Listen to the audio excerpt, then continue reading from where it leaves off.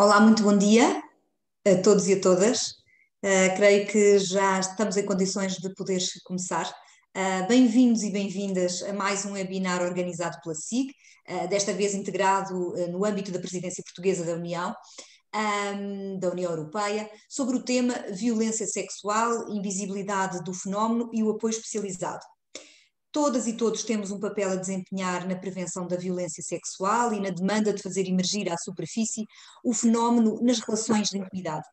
O pessoal profissional que trabalha no apoio às vítimas de violência desempenha um papel fulcral na sua segurança e restabelecimento de confiança, mas também desempenha um papel especialmente importante ao convocar para a discussão e para o alerta público para este fenómeno que de raro nada tem. E outros profissionais das áreas da saúde, educação, segurança social, ação social, podem também ser elementos-chave para ajudar a quebrar circuitos de violência entre parceiros íntimos por meio das suas interações diárias com os seus clientes, pacientes, alunos e até mesmo colaboradores, pelo que a sua sensibilização para o tema e capacitação para identificar, lidar e, quem sabe, de preferência até prevenir o fenómeno, é uma evidente mais-valia para uma ação coordenada e integrada. Como já é hábito nos webinars da SIG, temos o prazer de contar com a presença da Senhora Secretária de Estado para a Cidadania e a Igualdade, Rosa Monteiro, a quem passo desde já a palavra para partilhar connosco a sua visão e planos de atuação relativamente ao tema da violência sexual. Por favor, Senhora Secretária de Estado, a palavra é sua. Então, muito bom dia a todos e a todas e muito obrigada também por mais esta webinar e o lançamento de mais este grande debate também hoje com o lançamento da nova campanha da SIG, especificamente sobre a matéria da violência sexual. Quero cumprimentar a Sra. Presidente e o Sr. Vice-Presidente da SIG, agradecer muito por esta iniciativa e todo o trabalho desenvolvido e nas suas pessoas também, a equipa da Comissão para a Cidadania e Igualdade de Género, designadamente as que mais diretamente trabalham com a área da prevenção e combate à violência contra as mulheres e violência doméstica e também com a área da comunicação, tão importante nestes tempos pandémicos. Mas quero também dar uma palavra de agradecimento e de saudação às associações com intervenção nesta área e que hoje também aqui nos acompanham e apresentarão a sua reflexão e o seu trabalho neste webinar, pelo compromisso com estas matérias, pelo trabalho muito difícil e muito desgastante emocionalmente e tão fundamental que desenvolvem e que exige competências técnicas e uma especialização técnica muito acentuada. E de facto nós hoje promovemos esta iniciativa também no quadro daquele que tem sido o tema prioritário da presidência portuguesa da União Europeia e que se enquadra precisamente na prevenção e combate a todas as formas de violência contra as mulheres.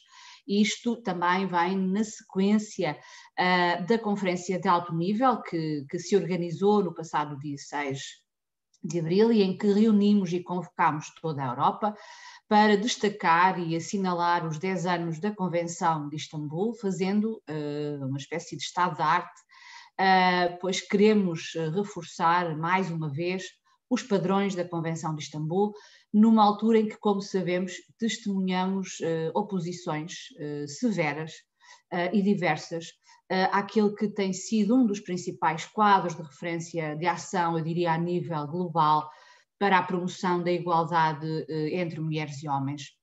E relevo mais uma vez também por isso o nosso compromisso com os pressupostos, com as orientações da Convenção de Istambul, que devem evidentemente nortear toda a nossa atuação e é isso que temos procurado fazer. A intervenção no domínio da violência sexual, como referia, implica competências e respostas especializadas pela especificidade e complexidade destas formas de crime. E porque este trabalho, esta área, se confronta com várias camadas de invisibilidade, como já referiu a doutora Sandra Ribeiro, e de resistência, inclusivamente. Primeiro, e devemos de reforçar a sua dimensão de género. A violência sexual é violência de género e é a maioria das vezes violência contra as mulheres, é isso que nos indicam, de facto, os dados disponíveis, os dados conhecidos sabendo nós da relevância e expressão das cifras negras também neste fenómeno. Segundo os dados da FRA, 24% das mulheres em Portugal tinham passado por alguma experiência de violência física ou sexual desde os 15 anos de idade. E também, se olharmos para os dados da Polícia Judiciária, os últimos de 2020, verificamos que dos 315 casos de violação, um valor que desceu ligeiramente relativamente a 2019, quando correspondeu a 431 situações, 99% tiveram homens como agressores e 92,3% dos sobreviventes foram mulheres. E em 67,4% destes casos existe uma relação de proximidade, de conhecimento, uma relação familiar entre a vítima e o agressor. E isto torna ainda mais difícil e encoberto todo este grande problema. São crimes também, como estava a referir, e como estes números também revelam, embora seja mais uma vez aqui uma situação de subrepresentação, como sabemos, são crimes com elevadíssima prevalência e também elevada prevalência no caso de crianças e de adolescentes. Portanto, no caso de menores,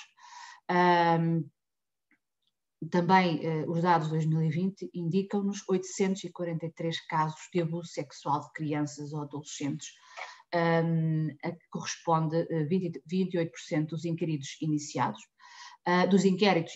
desculpem, sendo que 113 são efetivamente homens.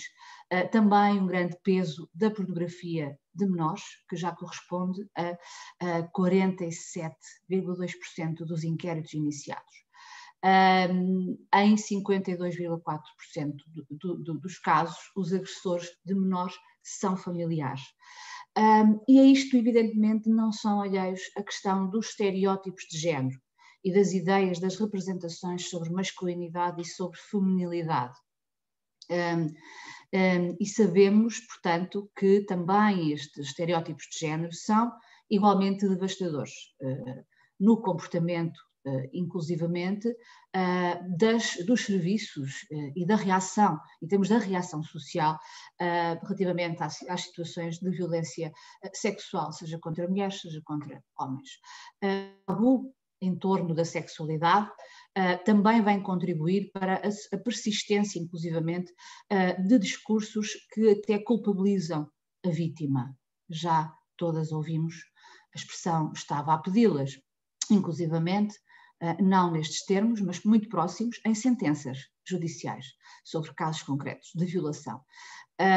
Isto dificulta, efetivamente, o processo do pedido de ajuda e do apresentar denúncia.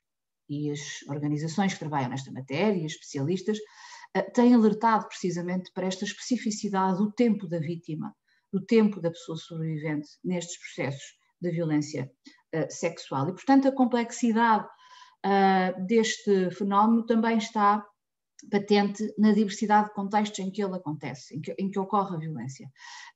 Desde logo na esfera privada, e a SIG desenvolveu este projeto importantíssimo sobre a violência nas relações de intimidade, a violência por aqueles e aquelas que são próximas, alicerçada em relações e abusos de poder que ocultam estas situações e que encontram muitas vezes também profissionais nos vários setores ainda impreparados para detectar os seus sinais e para interpretar esses sinais. E, portanto, este projeto foi muito importante também na capacitação destes profissionais, e esta campanha é mais um elemento de apoio, divulgação da informação sobre os serviços que existem e de alerta e também de responsabilização coletiva, mas também no espaço público. Um contexto onde as mulheres, sabemos, correm mais riscos do que os homens. Portanto, é um contexto recorrente de que são casos extremos, as violações noticiadas diversas na imprensa, numa rua, nas imediações de terminais rodoviários, em espaços de diversão noturna, em festividades académicas. E, portanto, as atenções, e estamos este ano também no ano de eleições autárquicas, e temos um conjunto muito vasto lançado pela SIG, através dos seus apoios, através do POIs e outros financiamentos de quadro comunitário, vigente para planos municipais devem ter em atenção estas questões da segurança do espaço público, a segurança ou insegurança que o espaço público ainda oferece e que é diferenciado, de facto, e tem uma dimensão também de género. Estas formas de violência sabemos também que têm um efeito direto e imediato, mas têm também impactos a médio e a longo e a muito longo prazo sobre a saúde mental das pessoas sobreviventes e sobre as suas percepções de insegurança, motivo pelo qual temos de ter cada vez mais intervenções robustas e qualificadas. E, portanto, nós fizemos, o nosso país verificou um avanço considerável, desde logo em termos de uma legislação mais justa e mais eficaz neste domínio, desde 2015, com a autonomização dos crimes de perseguição e de alteração dos de violação, coação sexual e importunação sexual. Em 2019 deu-se um passo também com a alteração do Código Penal, como sabem, relativo aos crimes de coação sexual, violação e abuso sexual, afirmando como elemento determinante a vontade cognoscível da vítima, de modo a aferir verdadeiramente o consentimento, uma decisão, uma construção deste novo conceito pela Assembleia da República, e também em 2020 com o reforço do quadro sancionatório e processual em matéria de crimes contra a liberdade e a autodeterminação sexual de menores, que veio estabelecer deveres de informação e de bloqueio de sítios contendo pornografia de menores. Mas não nos basta a legislação e, portanto, temos aqui de afirmar e apoiarmos-nos neste novo paradigma que também tem representado a Convenção de Istambul, para implementarmos verdadeiros mecanismos de mudança e de transformação. Precisamos de rejeitar as noções de masculinidade e de feminilidade que alimentam aquilo que muitas designam uma cultura de violação, como um conjunto de técnicas e de discursos disciplinadores usados socialmente para eroticizar a sexualidade violenta e o uso de violência no sexo. E esta intervenção eu diria que é absolutamente estruturante e fundamental na prevenção do fenómeno que queremos combater.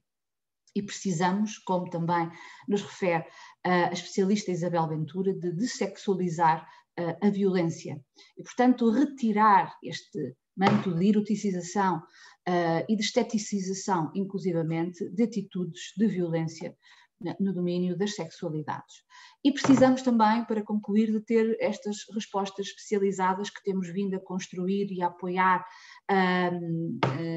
junto de quem trabalha diariamente no terreno, digamos assim, e disto são exemplos máximos o Centro de Crise da Associação de Mulheres contra a Violência, que funciona desde 2006 em Lisboa, o Centro de Atendimento da UMAR no Porto desde 2018, o Gabinete de Apoio a Jovens e Rapazes de Quebrar o Silêncio, também em Lisboa, desde 2017, e só um dado, os dados são importantes para percebermos a dimensão das matérias com que trabalhamos. Em 2020, em plena pandemia, estas três respostas realizaram quase 6.000 atendimentos em pleno contexto pandémico. Também já em 2020 tornámos possível e apoiámos a criação de mais uma resposta especializada através do POIS, o projeto CASA, Centro de Apoio a Crianças Sexualmente Abusadas, criada também no Porto pela Associação Projeto Criar. Portanto, quero reforçar o meu agradecimento pelo vosso trabalho, agradecer muito também à Comissão para a Cidadania e Igualdade de Género a criação e amplificação de campanhas como a que hoje se lança e que está também em alguns jornais, como o Diário de Notícias e o JN, e portanto o nosso compromisso é e continua a ser muito claro, de intervir de forma multidimensional para combatermos e prevenirmos estes crimes que importunam e que degradam e comprometem a vida não só das pessoas que deles são sobreviventes, mas de toda a nossa sociedade. Portanto, muito bom dia e muito obrigada, e espero que seja um excelente ou uma excelente webinar. Muito bom dia. Muito obrigada, Senhora Secretária de Estado, as suas intervenções são sempre incentivadoras para a equipa da SIG, nosso muito obrigado, e são realmente muito inspiradoras também para o nosso trabalho. E essencialmente são muito informadas, multidimensionais e baseadas em dados e factos concretos, que permitem sempre uma indicação de propostas de ação estruturante, o que também é muito importante para o nosso trabalho e para o trabalho dos nossos parceiros. Muito obrigada mais uma vez, é muito importante realmente essas palavras para o trabalho de quem está no terreno. Passo então agora a palavra ao vice-presidente da SIG, Manuel Albano, que irá moderar o primeiro painel desta manhã sobre respostas especializadas em Portugal, estratégias de prevenção e controle. Manuel, por favor. Muito obrigado, muito bom dia a todas e a todos, Sr. Secretário de Estado, Sra. Presidente da SIG, caros intervenientes nesta sessão. Vamos então avançar com o primeiro painel, que efetivamente procura dar a conhecer e de uma forma mais e por voz própria de quem intervém diretamente nestes 4 centros especializados na área da violência sexual.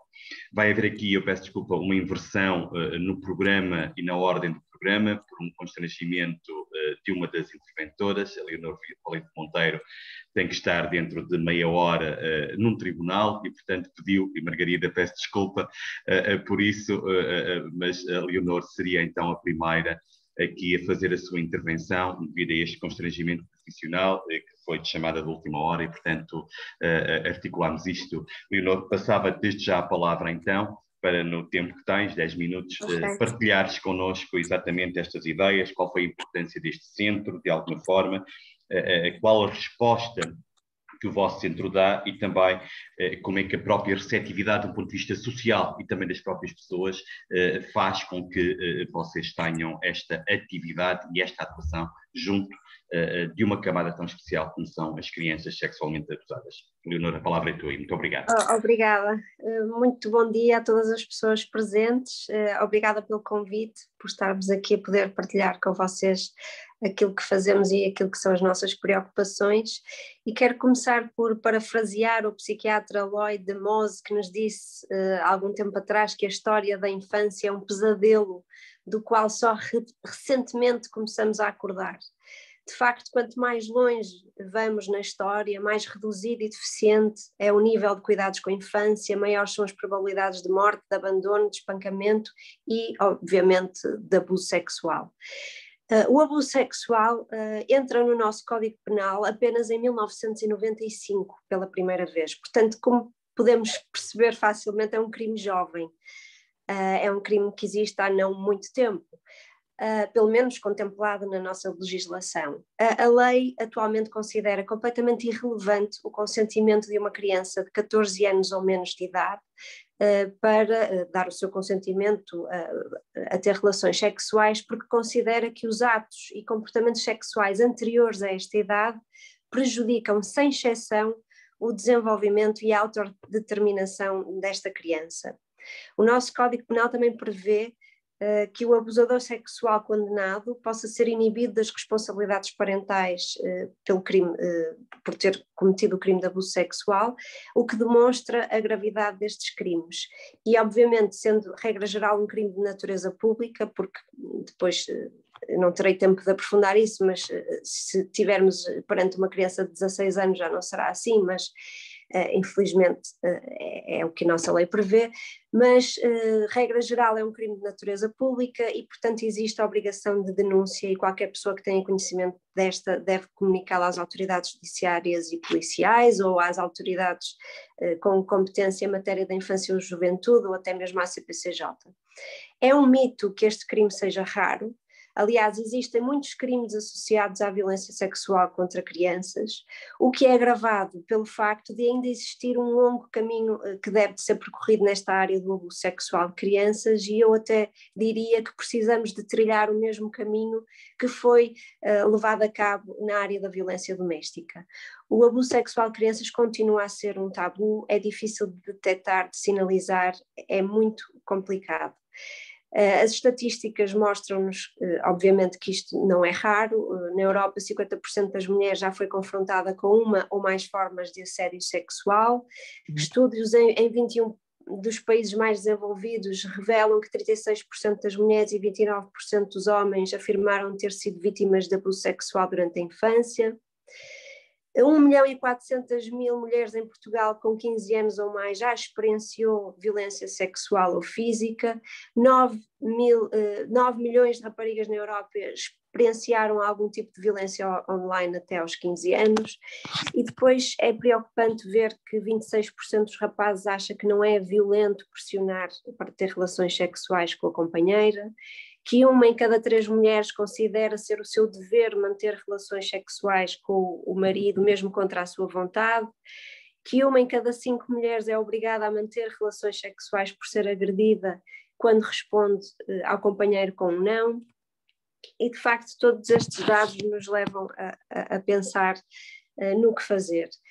No âmbito da nossa atuação no apoio à violência doméstica, nós fomos-nos deparando com situações de abuso sexual que nos levaram a perceber que era de facto necessário ter um apoio especializado e articulado entre a psicologia e a advocacia, de forma a que as condenações efetivas ocorressem. Alguns dos casos que levamos a julgamento e que ajudamos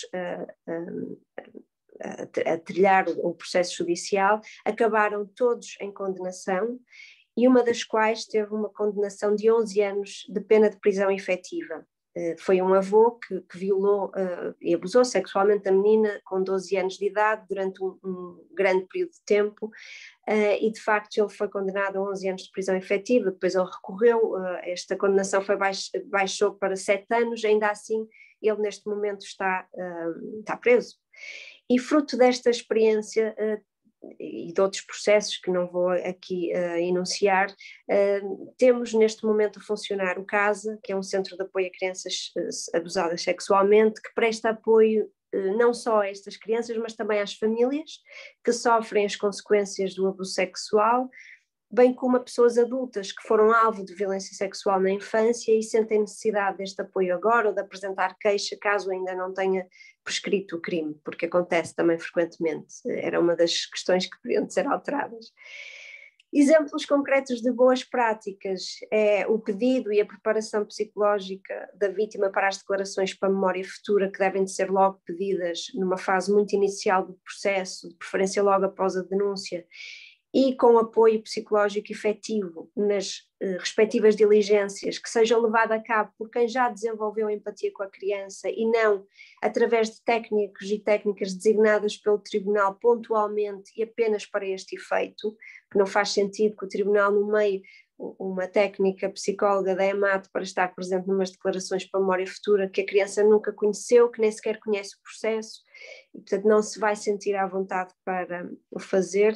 Lembro-me que esta menina em concreto, quando foi chamada para as declarações de memória futura que pedimos que fossem levadas a cabo, o Tribunal decretou que uma técnica da EMAT estivesse presente, e nós solicitamos que a nossa psicóloga fosse a pessoa que estivesse ao lado da vítima neste depoimento, porque com ela já tinha desenvolvido uma relação empática e já tinha tido inclusivamente 5 sessões com ela, o que acabou por ser aceito pelo tribunal, e eu julgo que fez muita diferença. O apoio psicológico contínuo durante todo o processo judicial, antes e depois dele, também é uma boa prática que deve ser desenvolvida, e o apoio jurídico efetivo, o que é um problema, sabemos, todas as pessoas que trabalham no terreno sabem, devido à ordem dos advogados. Este apoio jurídico deve ser de facto efetivo e articulado com o apoio psicológico. Nós propomos-nos a ajudar a trilhar na área do abuso sexual de crianças um caminho idêntico ao que tem sido desenvolvido na área da violência doméstica, não só no combate, mas também na prevenção, na educação e no empoderamento das crianças. Espero que isso seja possível e agradeço-vos a vossa atenção. Não sei quanto tempo passou, mas tentei dizer as coisas de forma o mais rápida possível para não ocupar muito o vosso tempo, e a Soraya ficará disponível para qualquer questão que ocorra posteriormente à minha intervenção e à dos demais, uma vez que já não estarei presente. Muito obrigada. Obrigado, Leonor. Peço só que passe o link à Soraya para ela poder entrar este link, que senão entrará como participante e não terá capacidade de intervenção. E obrigado, cumpriste escrupulosamente os 10 minutos que te foram atribuídos. Muito obrigado por isso também. E penso que também nos deixa aqui algumas pistas e algumas capacidades de intervenção. Só dar uma nota, se de quem está a assistir por esta via quiser colocar alguma questão, que coloque, por favor, no Questions and Answers, não no bate-papo, no Questions and Answers, e que depois, no final, teremos aqui um pequeno tempo que permitirá, eventualmente, partilhar com os interventores isto. E obrigado, Leonor, por esta viagem que nos permite perceber que a intervenção tem que ser integrada e cada vez terá que ser mais integrada para que possamos intervir eficazmente nas situações, e que poderá dar aqui morte, não sei. Margarida, também agora passava-te a palavra a ti, para esta experiência. O Centro de Crise foi o primeiro centro de crise criado em Portugal para atender situações e capacitar, empoderar vítimas de violência sexual. Pedir-te um bocadinho também uma viagem da experiência e da diferença que efetivamente isto tem feito na vida das pessoas, que é, no fundo, para isso que existem estes centros, para este apoio eficaz e efetivo. Obrigado, Margarida. Estão-me a ouvir? Estão? Ok. Perfeitamente, Margarida, perfeitamente. Começava por cumprimentar a Sra. Secretária de Estado para a Cidadania e Igualdade, a doutora Rosa Monteiro, a Sra. Presidente da SIGA, a doutora Sandra Ribeiro, e o Sr. Vice-Presidente da SIGA, o doutor Manuel Albano. Cumprimento os colegas de mesa, whatever that means, não é? E todas as pessoas que estão, digamos, a ouvir. Ora bem, o que é que eu agradeço também o convite, o que é que eu poderei aqui assim partilhar? Nós, a Associação Mulheres contra a Violência, nós damos apoio a sobreviventes de violência sexual desde 1992. Portanto, foi a primeira área da violência contra mulheres e crianças que nos surgiu. Portanto, até foi o abuso sexual de crianças a primeira temática até a surgir. Mas há uma diferença entre fazê-lo no contexto da associação em termos genéricos do que criar um centro especializado só nesta área. E aqui levamos, se me permitirem, cerca de 30 anos já de atraso relativamente ao primeiro Rape Crisis Center que surgiu na Europa. Qual é a parte positiva de termos feito este progresso? É dar nome às coisas. Ou seja, quando nós falamos da invisibilidade, aqui assim, como tema de debate desta questão, se as entidades, elas próprias, não são capazes de dar nome às coisas, dificilmente sobreviventes conseguem dar nome às coisas. É muito complicado. Portanto, se há alguma coisa que tem valor ou que é importante nesta viagem, é precisamente haver ONGs que vão abrindo caminho, digamos, em aliança, digamos, e em trabalho estreito com o Estado, no sentido de dar visibilidade, deixar de ser, resolver a invisibilidade. Quanto mais nós abrimos caminho, mais sobreviventes vão falar. No fundo, é a minha convicção. Por outro lado, se eu pensar na temática da violência sexual nas relações de intimidade ou na violência sexual nas relações da violência doméstica, acabamos por concluir que muitas vezes as e os sobreviventes, possivelmente, já foram silenciados muito antes. Ou seja, não desaparece, em muitas situações, não desaparece a violência sexual absolutamente clean. Ela está lá há muitos anos.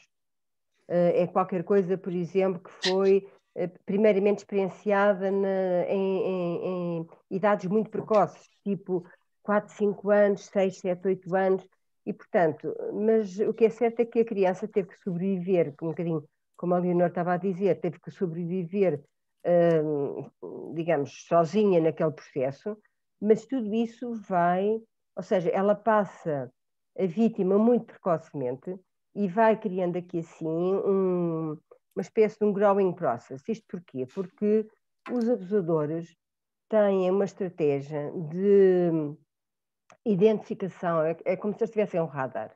Eles tentam identificar crianças que estão mais livres na comunidade, crianças que estão com alguma vulnerabilidade, estabelecem, a maior parte, felizmente, para as crianças, não as mata, portanto, tenta fazer um aliciamento de forma a manter, no fundo, e a cultivar aquela relação com aquela criança. Portanto, isto para dizer que quando estamos a falar de um crime, não estamos quase, de uma forma geral, a falar só de um crime. Na idade adulta, jovens adultos, já estamos a falar de coisas que foram silenciadas lá atrás, de alguma forma. Portanto, voltando à questão da importância destes serviços é um direito fundamental ter acesso a estes serviços, porque também o facto de não haver serviços arrasta vítimas e sobreviventes durante anos e anos e anos e anos sem alternativa. Sem alternativa. Portanto,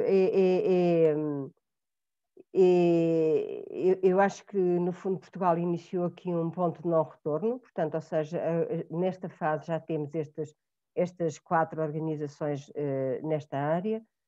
Há referenciais do Conselho da Europa neste sentido, relativamente às mulheres, por exemplo. Prevê-se que haja um centro de crise por cada 200.000 mulheres e o que eu chamo Sexual Assault Center tem a ver com as urgências dos hospitais, essencialmente, ou junto dos hospitais, por cada 400.000 mulheres. Isto é só na área das mulheres, portanto, ou seja, por outro lado, o Conselho da Europa vem dizer que 1 em cada 5 crianças, veio dizer isso em 2015, em princípio uma delas ia ser abusada sexualmente na infância. Portanto, quando se fala, por exemplo, de prevenção, eu acho que também temos que nos desafiar sobre o que é isto da prevenção. Eu tenho alguma dificuldade com as palavras, porque vir a ensinar educação sexual para as escolas com a ideia de que estamos a fazer prevenção da dinâmica da violência, nomeadamente a violência sexual, eu acho que é uma ilusão. Acho que é importante dotar crianças e jovens com mais informação, porque a informação é poder, desde que com isso tenham também uma abertura maior e conhecimento onde é que estão serviços, etc. Mas a dinâmica e a natureza da violência sexual não se limita, seria de uma ingenuidade total pensarmos que ao fazermos isso estamos de facto a fazer prevenção. Atualmente os modelos mais avançados que estão para aí na Alemanha sobre a prevenção têm a ver com a intervenção em crianças, por exemplo, que foram abusadas. Portanto, há crianças neste momento que já estão a ser trabalhadas para evitar a repetição do abuso, para que a criança não faça o acting out daquilo que lhe aconteceu. A criança não sabe o que é um abuso sexual, mas tenta, de alguma forma, recuperar algum controle da situação, muitas vezes agindo aquilo que experienciou. E, portanto, repete, ou seja, nós temos aqui, tivemos aqui assim na zona da linha de Cascais, por exemplo, num colégio privado, uma criança do 4º ano, do primeiro ciclo, a abusar uma criança pequenina logo de 4 ou 5 anos do colégio. Portanto, e as pessoas entraram em pânico, o que é que estava aqui a acontecer? E o que estava a acontecer é que ela estava a praticar aquilo que lhe acontecia. Estava a fazer um acting out daquilo que lhe acontecia, porque ela não sabe o que é um abuso sexual, porque esse é um termo técnico, ela sabe só sente incomodidade, ou até pode sentir prazer, e aí não há problema nenhum, mas faz digamos, atua de acordo com aquilo que experiencia, ok? E, portanto, nós temos que pensar a prevenção de uma forma mais especializada também. Não é vamos fazer aqui um pacote de prevenção e faz prevenção a tudo. Não. É preciso trabalhar com crianças, é preciso identificar precocemente crianças que foram sobreviventes e como é que elas fazem a resolução disso e, portanto, quanto mais, é sempre a mesma história, quanto mais precocemente fizemos a intervenção, mais inibimos, digamos, ou quebramos os ciclos da violência.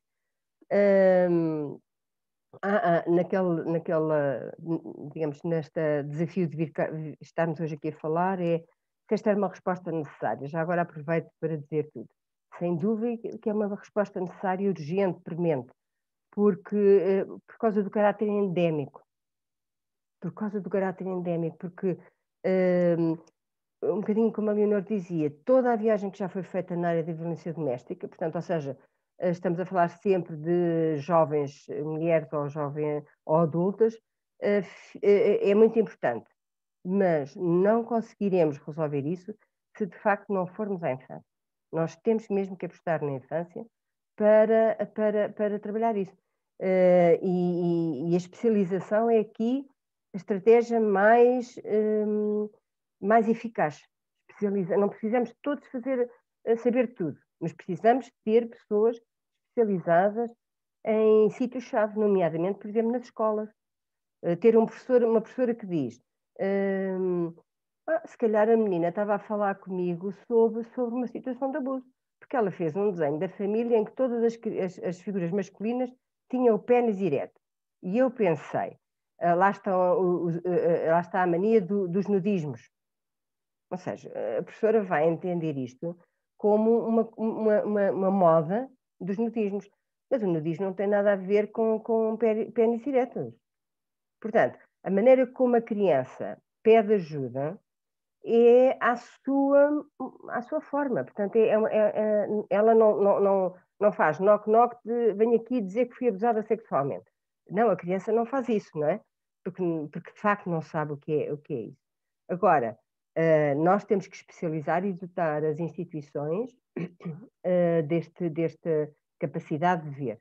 Que esta capacidade de ver, que a capacidade de dar nome e ter na comunidade parceiros que possam de facto fazer aqui a diferença no sentido de impedir durante anos e anos e anos a invisibilidade.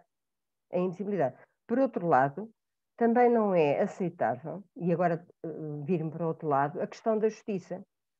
Ou seja, um homem de 70 anos, ainda ontem, acho que chegou a mim também um e-mail com essa notícia, 70 anos, abusou da neta, por exemplo. Este homem não abusou da neta com 70 anos. Ele abusa de crianças há 500 anos. Ele está em abuso contínuo e os abusadores só param quando o sistema os para. Ou, por exemplo, se o senhor foi condenado, fica em casa, não se pode aproximar da vítima. Os abusadores abusam não só a criança A, de uma forma geral, não é a criança A menina B, o menino, o Manelinho ou a Francisca. Não, eles abusam aquilo que o sistema permite. Portanto, ou seja, eles o que geralmente os caracteriza é que há abusadores que, digamos, estão mais ligados a abusos de crianças de forma as faixas etárias, tipo 3, 4, 5 anos, mas realmente de forma muito precoce, porque têm a ilusão de que a criança não vai ser valorizada, de que a criança não vai conseguir falar, de que a criança não se vai lembrar do que é que lhe aconteceu. Portanto, há abusadores que têm o seu enfoque nas crianças muito precoces, em termos de idade. Depois há abusadores que vão muito para a faixa dos 8, se eu pensar nas raparigas dos 8 aos 12 anos. Mas tudo isto é às vezes independente até de serem só meninas ou de serem meninas e meninos, quer dizer, é indiferente. É indiferente. Portanto, nós precisamos de abordagens mais alargadas e integradas do que só uma justiça ou uma investigação, não é, da PJ, focalizada na menina A. Não. Nós precisamos saber se queremos, de facto, parar este abusador, naquele universo, afinal, ele abusou de quantas crianças? Um bocadinho, os ingleses fazem muito isto, que criam uma linha e as pessoas começam a falar sobre, mas isto também me aconteceu, isto também me aconteceu, isto também me aconteceu. Nós ainda não estamos nessa fase, mas precisamos, de facto, se queremos ser sérios na abordagem do abuso sexual de crianças e prevenção depois dos abusos que vêm a seguir com sobreviventes, é dar nome às coisas. Portanto, eu deixava estes desafios para já, ok? Obrigada. Muito obrigado, Margarida, e obrigado pelo cumprimento do tempo. Isto está a correr muito bem, muito bem. Muito obrigado. Muito obrigado. Penso que deixaste também aqui pistas muito interessantes, as questões da prevenção e o olhar à prevenção. Como olhar a prevenção, como fazer prevenção, as questões da especialização das intervenções e nos locais certos onde as crianças, neste caso, possam estar e possam ser denunciar sem denunciar, como referiste, é o seu pedido de ajuda e o seu pedido de ajuda, e, portanto, temos de ter técnicos especializados que consigam identificar sinais e ajudar e capacitar, e, portanto, e esta questão da prevenção, e obrigado pela tua intervenção e por esta explicitação também do que o Centro de Crise faz. Peguei em 2006, sabendo bem que desde 92 atuavas nessa área, mas do ponto de vista da formalidade do centro sobre essa matéria. Passaria então agora a palavra, segundo a ordem do programa, à Raiza Atzingen, espero não ter pronunciado mal o nome, da UMAR e do Centro também especializado para a violência sexual, que foi também e que existe desde 2018 na cidade do Porto. Raiza, a palavra é tua. Obrigado. Obrigada, Dr. Manuel Albano. Primeiramente, bom dia a todos e todas. Queria agradecer o convite da SIG e também parabenizar pela iniciativa, pela campanha. Acho sempre muito importante salientar a importância desses momentos, não é? Tanto para o desenvolvimento das boas práticas profissionais, mas também para o nosso desenvolvimento pessoal e como sociedade, digamos assim.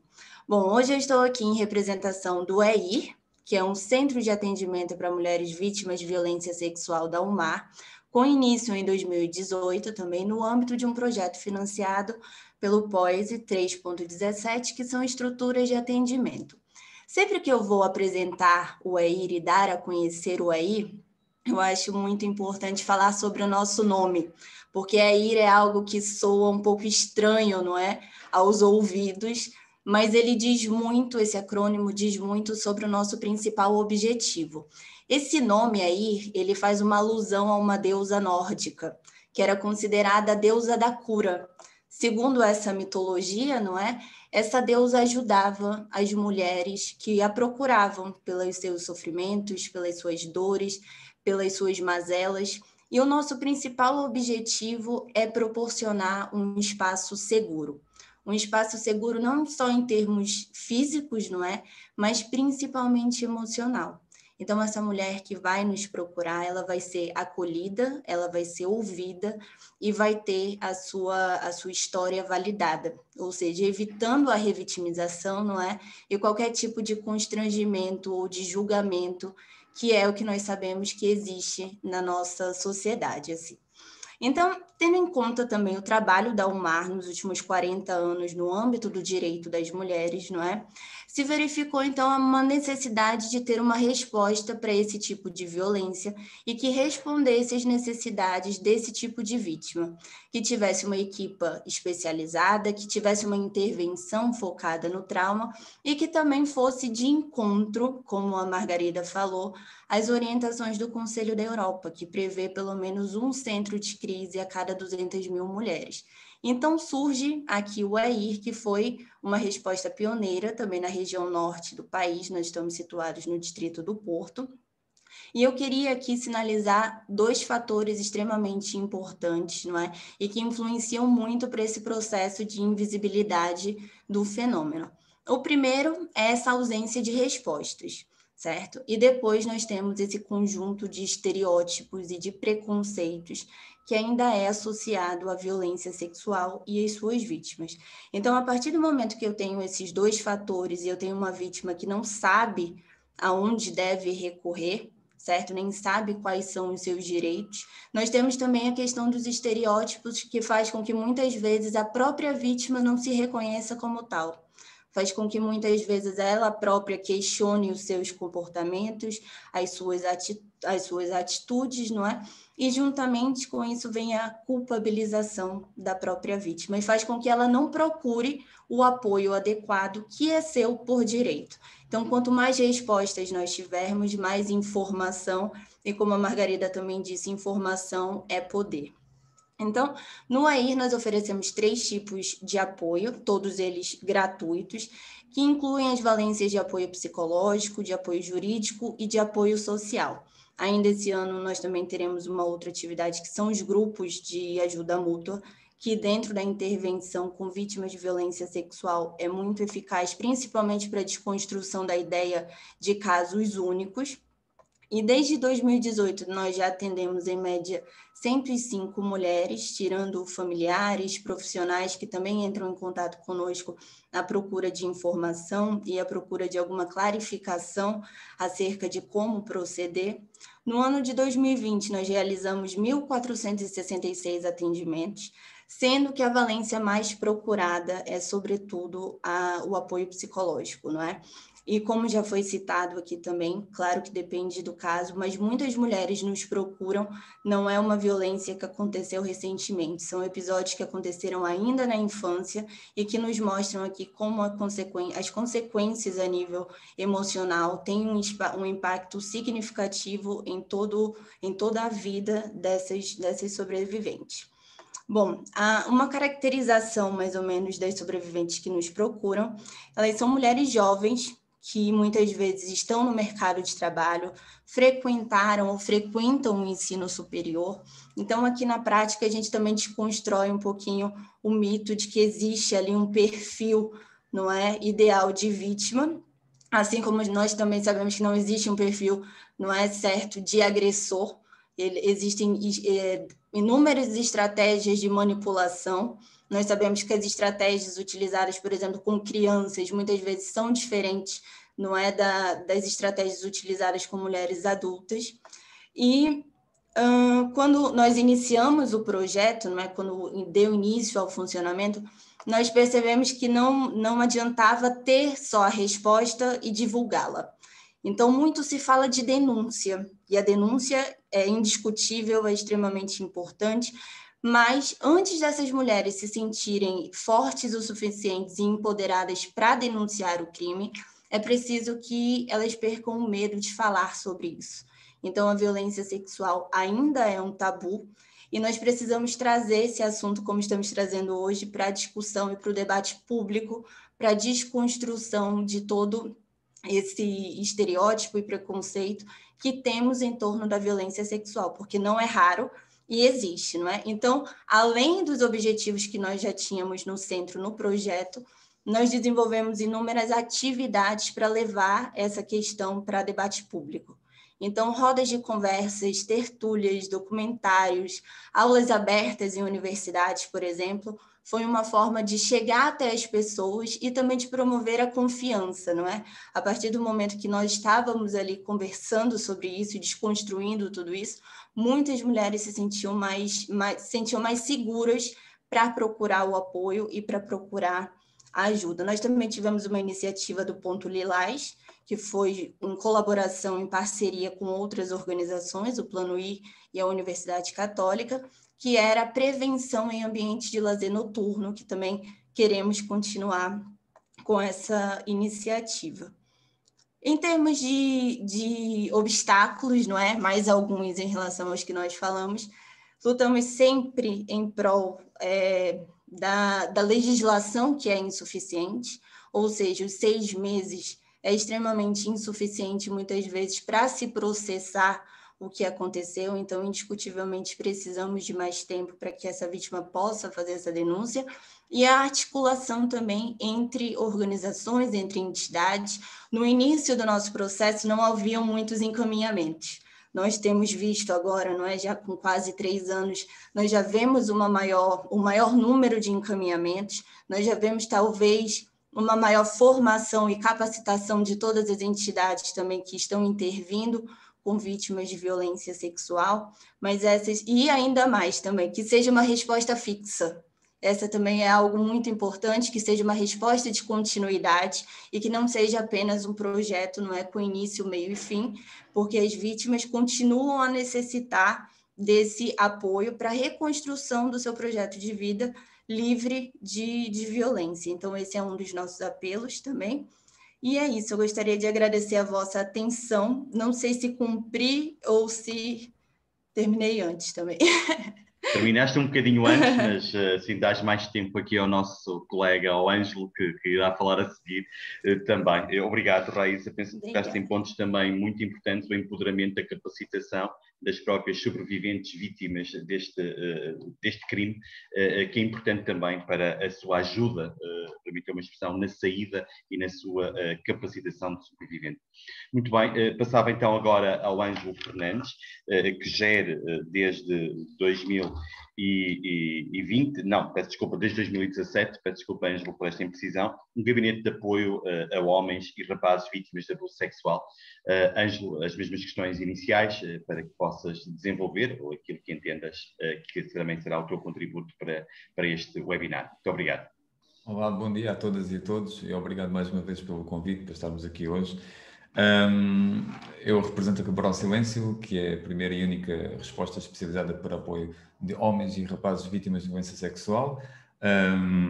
Conheço aqui as colegas que estão presentes, é sempre bom, nós colaboramos frequentemente, portanto também isso é bom saber que na área da violência sexual e de outras formas de violência nós estamos em conjunto, não é?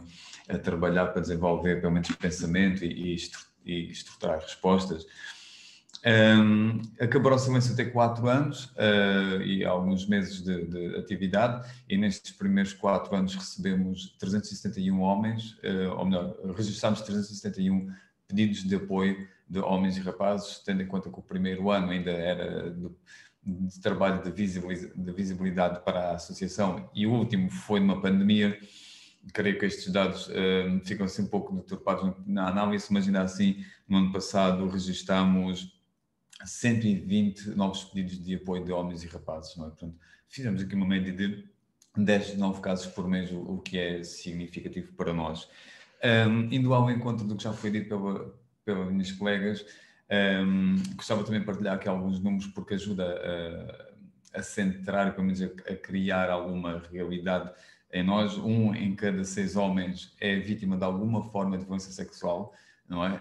E são números que muitas vezes as pessoas, quando nós partilhamos em eventos ou sessões de formação ou ações, cria alguma surpresa e não é pouco, e é até comum normalmente ver os poucos homens que normalmente estão presentes nestes eventos contarem quantos homens estão presentes na plateia, ok? Porque há aquela ideia, não sabem que 1 em cada 6 homens é vítima e começam a pensar na sua realidade, não é? Porque se calhar há um irmão, um amigo, um colega que se calhar já passou por esta forma de violência e que não tem conhecimento e que se calhar não tem percepção que se calhar da dificuldade que é para estes homens partilharem suas experiências. Como já foi dito aqui, a maioria dos homens, quando nos procura apoio 20, 30 anos depois do abuso ter acontecido, portanto são 20, 30 anos a sofrer em silêncio com as consequências deste trauma, não é? Sem possibilidade de denunciar legalmente o crime. Esta também já foi aqui apontada, mas nós também gostaríamos de sublinhar. Eu penso que, de uma forma geral, a violência sexual é um tema invisível, é difícil de trabalhar, difícil de discutir, não é propriamente um tema para se trazer para um jantar de amigos, não é? Para falar abertamente, mas é um tema que é necessário ser debatido. Nós, felizmente, a violência doméstica é cada vez mais um tema abertamente discutido, quer política, quer no espaço público, e que cria consciencialização nas pessoas, cria informação. E na violência sexual falta também começarmos a crescer nesse sentido, porque é uma questão também de identificação que falava, acho que a Raíssa também, que as vítimas nem sempre têm as ferramentas, por vezes, para se identificarem e reconhecerem enquanto vítimas, porque enquanto não têm essa informação, muitas vezes, os homens muitas vezes não sabem que se podem ser vítimas deste crime e quando sabem, ajuda também a enquadrar, não é? E isto passa por várias questões, uma que é a definição do que é violência sexual. Enquanto não falarmos cada vez mais e desconstruirmos o que é violência sexual, não podemos também esperar que as vítimas façam um autorreconhecimento quando não têm essa definição, não é? E nós ainda observamos muito que a violação e os atos penetrativos estão ainda muito associados como as únicas formas de violência sexual, como se a violência sexual tivesse sempre de haver um contacto físico ou com atos penetrativos, nomeadamente a violação. Portanto, também este espectro do que é a violência sexual convém ser trabalhado para que as vítimas também possam fazer aqui um processo de reconhecimento e depois de fazer um pedido de apoio. Nós achamos que realmente as respostas especializadas são o caminho a seguir, não é?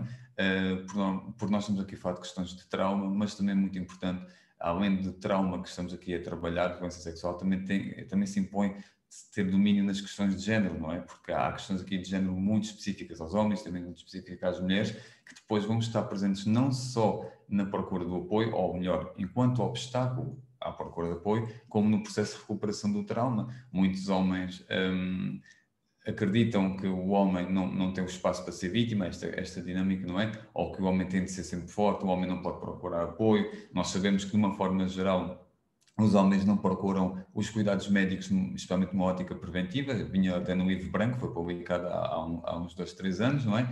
E isto é uma ótica preventiva. Portanto, nesta questão do abuso sexual e da violência sexual, muitas vezes isto acaba por acumular como formas de silenciamento, de promoção da manutenção deste silêncio.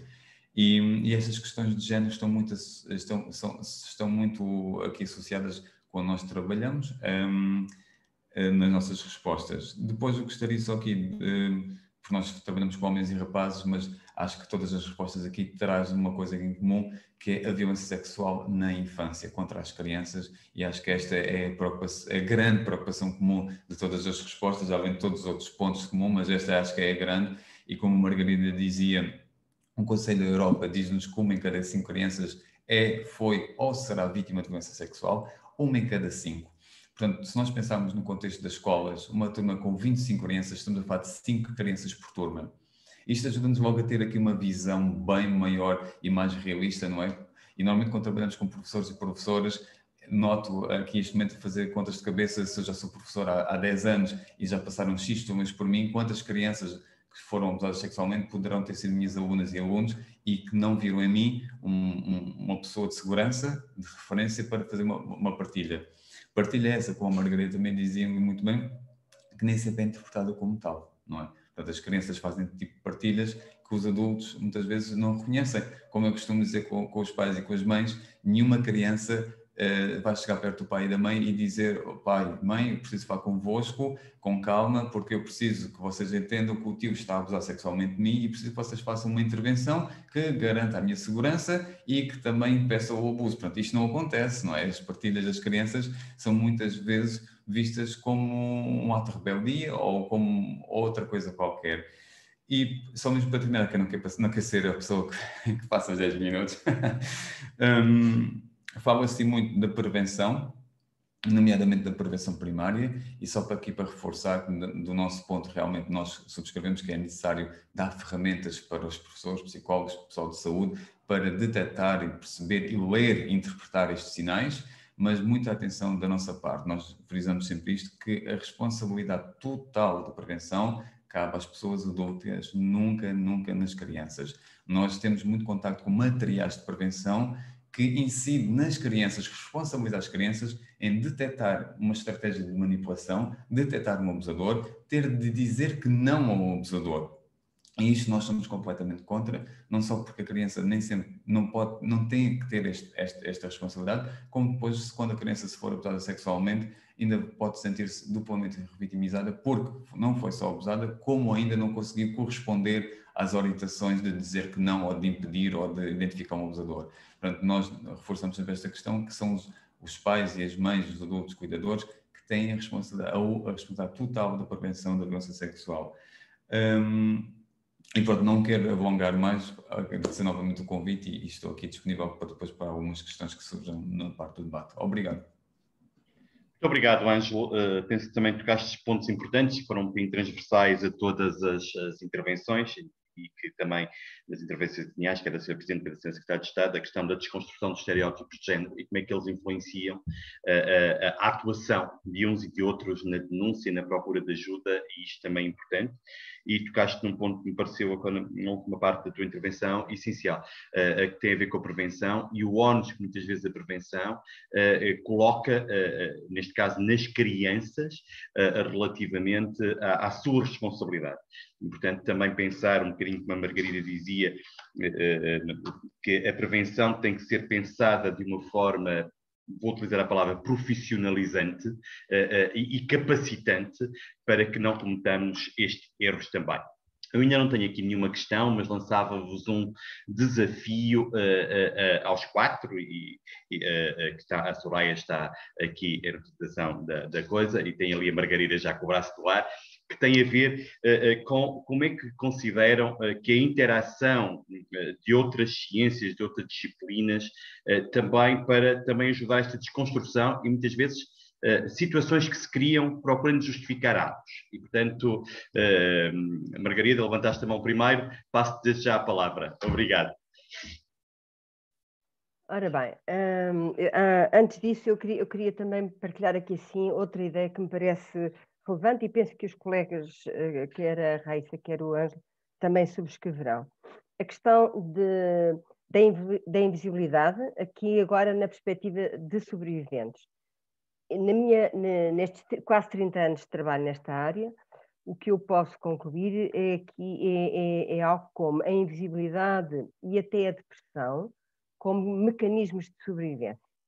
Okay? A invisibilidade, ou seja, a criança abusada, portanto estamos a falar do abuso sexual de crianças. A criança abusada opta muitas vezes, não é opta, ou seja, não se senta a pensar agora qual é a estratégia que eu vou fazer, mas há um mecanismo interno de sobrevivência que a leva a tornar-se invisível, e tenho testemunhos desses nos grupos de ajuda mútua,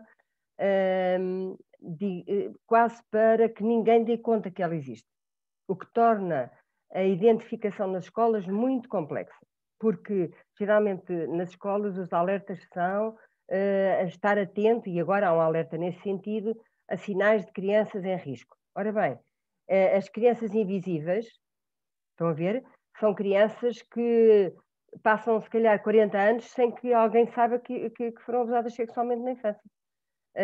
A ideia é que ninguém dê conta, que ninguém destoque, que ninguém se preocupe com elas, que ninguém se dirija a elas. O que faz com que seja uma viagem muito solitária. Muito solitária, portanto, ou seja, de grande sofrimento e isolamento.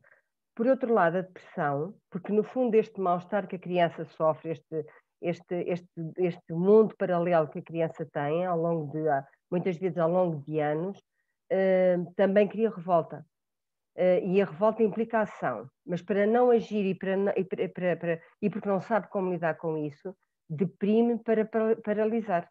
E isso acontece muito na violência, ou seja, a depressão é muito utilizada como mecanismo de paralisação das vítimas, porque senão é mínimo o número de mulheres, por exemplo, ou de sobreviventes que matam. Mas porquê? Porque geralmente deprimem como mecanismo de controle, não é? Mas não é porque sejam pessoas deprimidas, utilizam o mecanismo, que é um mecanismo, que neste caso eu diria que é um mecanismo saudável, para conter a sua própria raiva. O que é que eu gostava de acrescentar, e indo ao encontro desse desafio que tu pões, é que nós já não estamos a abordar a violência sexual ou a violência sexualizada, porque aqui sim também se tem feito alguma viagem. No fundo, não é de sexo que estamos a falar de crime. E não podemos confundir aqui as questões da sexualidade, e é por isso também que a educação sexual depois baralha aqui assim um bocadinho os neurônios das pessoas. Porque é de crime que estamos a falar, digamos, é o assalto àquela pessoa. Que é as questões que estão nos últimos, sei lá, se calhar 20 anos que têm vindo a crescer, que é o contributo da neurobiologia, e nomeadamente a neurobiologia da violência sexual. E o que vem trazer é um pouquinho aquilo que o Ângelo também já disse, e a Raíssa também toca nisso, que é a questão das experiências traumáticas. E o que se sabe é que as experiências traumáticas, na infância, produzem uma coisa que se chamam biomarcadores. E os biomarcadores estão lá. Isto para dizer o quê? Que quando nós pensamos em tribunal, que as crianças inventam, que as crianças, etc., fazem isto e aquilo, e que foi uma coisa induzida nas crianças por aí fora, eu penso que caminhamos para uma nova abordagem até forense ou de investigação destes crimes, para identificação dos biomarcadores, porque sabe-se que é possível, através da urina, do sangue e da saliva, identificar estes biomarcadores. Ou seja, como é que eu explico isto? No momento em que a criança está a experienciar uma situação traumática, o cérebro lança no organismo um conjunto de sinais químicos que vão levar a criança ou a pessoa a fugir, a combater ou a ficar paralisada, e esses sinais químicos, essa descarga química fica registada nos tais biomarcadores. Okay? Isto é possível. O que se sabe atualmente, por exemplo, também há coisas que sabem, que é que determinados biomarcadores, ou a frequência desses biomarcadores, vão dar na idade adulta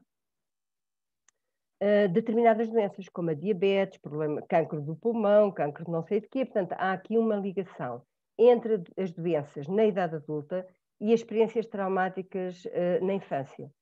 O que também se sabe neste momento é que é possível, com apoio técnico, retirar essas marcações, portanto, retirar na maior parte dessas marcações, na infância. Depois, na adolescência, sabe-se que nas raparigas é possível retirar esses biomarcadores. Nos rapazes, não, nos rapazes desaparecem, mas nas meninas não desaparecem. E, portanto, há aqui também, em termos de investigação, um pouquinho de saber se estes, interrompendo, digamos, estas marcações que ficam no corpo, se evita com isso as doenças na idade adulta. Essa é outra questão. Mas isto para dizer que é assim, se eu pensar numa criança deficiente, que raramente falamos, a probabilidade dela conseguir expressar, de conseguir-se apurar que houve um abuso sexual, porque não havendo numa perícia forense, não havendo indícios de violação, do que quer que seja, dificilmente será de facto conseguido perceber se aquela criança foi de facto abusada, não é? Mas temos que ir buscar estes instrumentos, ou seja, nós temos que ir buscar outras ciências para dar visibilidade, agora através do corpo, portanto através destes biomarcadores, sobre o que as experiências traumáticas que as crianças experienciaram.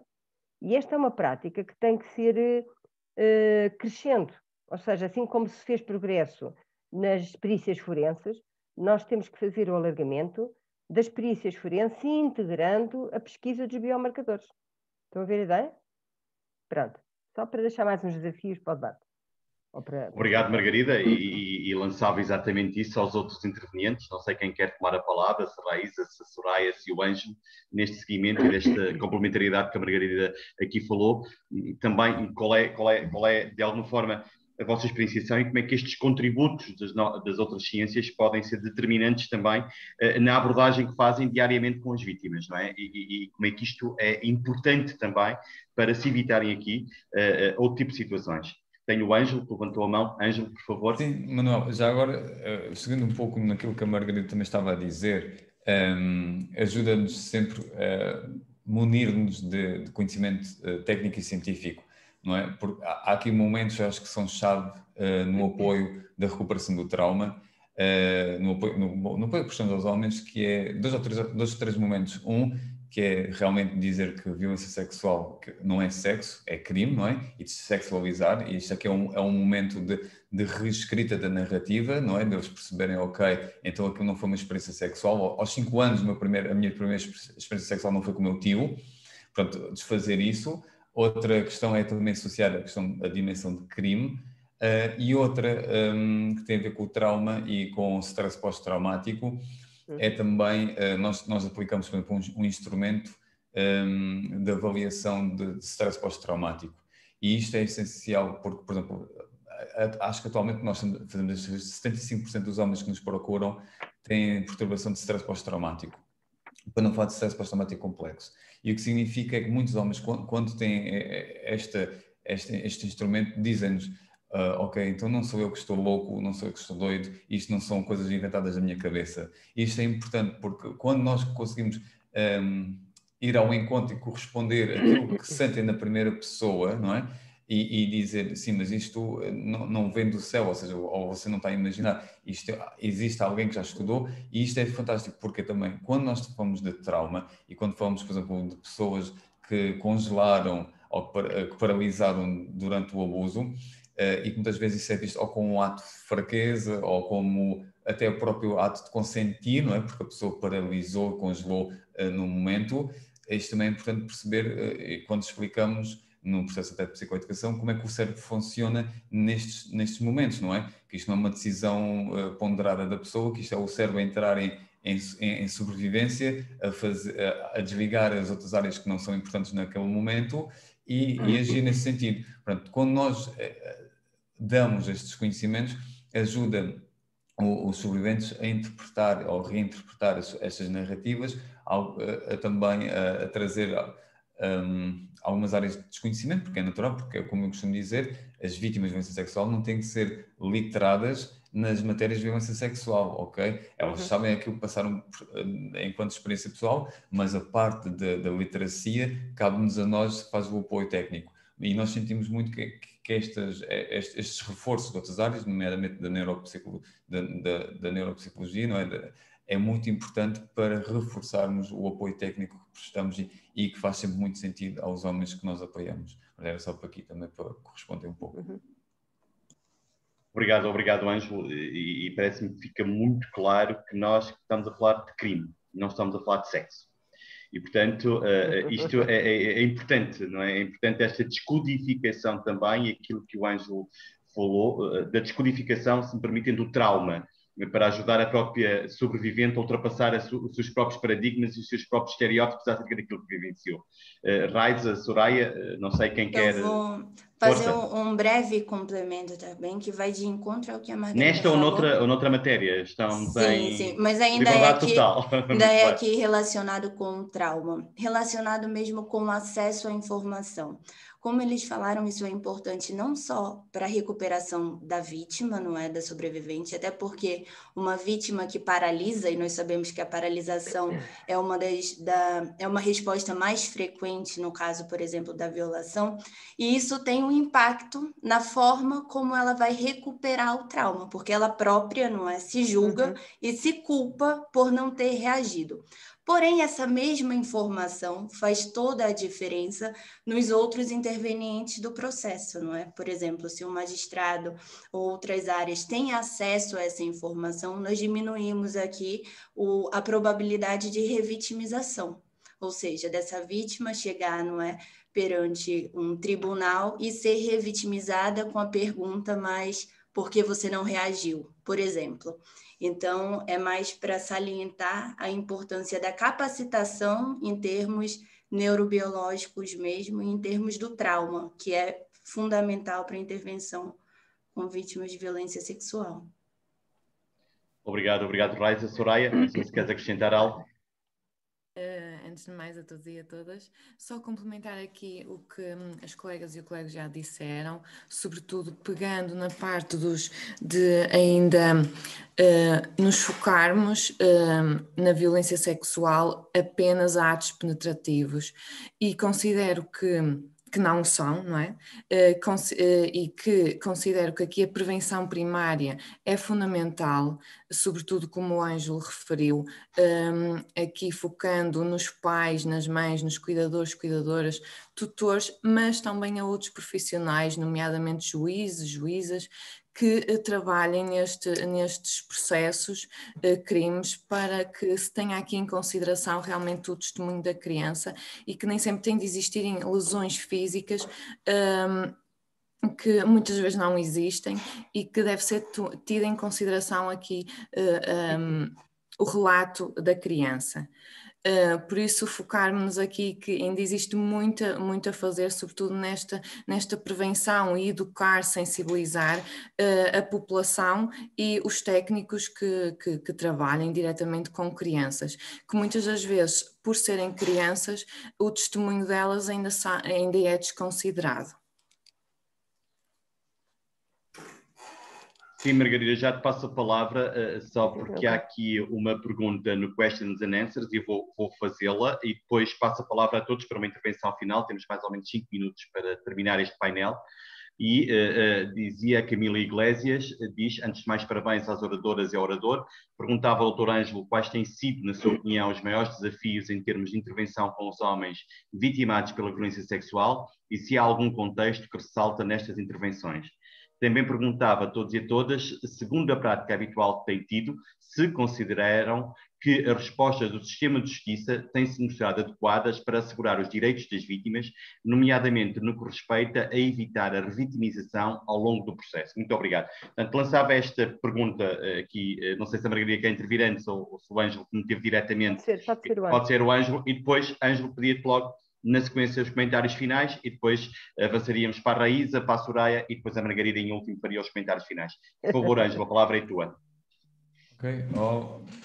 Bem, aqui respondendo ao que a Camila faz aqui duas questões, não é? E eu vou já só responder logo à segunda, que é mais rápida, que é que não há contexto específico e por vezes é um mito, ou seja, muitas vezes o que acontece é que as pessoas pensam que a violência sexual só ocorre em determinados contextos, nomeadamente contextos mais pobres, ou não há tanta formação por aí fora, e não é de todo isso que se vê, até porque, primeiro, estamos aqui novamente a ir ao encontro de certos estereótipos, não é?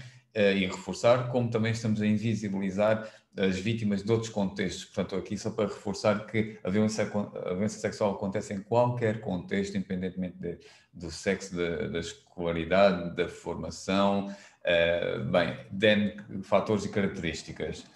Depois, os maiores desafios que nós encontramos, se calhar, na intervenção, não é sequer a intervenção só com os homens, é a intervenção em geral, ou seja, a violência sexual está ainda muito minada de crenças e mitos e ideias erradas, não é?